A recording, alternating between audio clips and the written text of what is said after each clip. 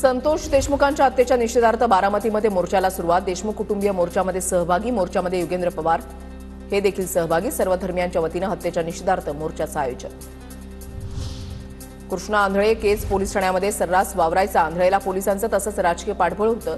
धनंजय देशमुखांची प्रतिक्रिया, आंधळे कुठे आहे हे पोलिसांनीच सांगावं असंही वक्तव्य। माझ्या वडिलांच्या हत्येसाठी मदत करणाऱ्यांना देखील 6 आरोपी करा, वैभवी देशमुखची मागणी।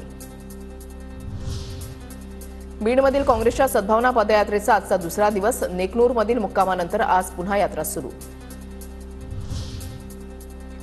सरपंच संतोष देशमुख हत्येच्या निषेधार्थ परभणीच्या पूर्णा आणि चिंतूरमध्ये कडकडीत बंद। हत्येच्या कटामध्ये आरोपींना पाठराखण करणाऱ्यांना 6 आरोपी करण्याची मराठा समाजाची मागणी।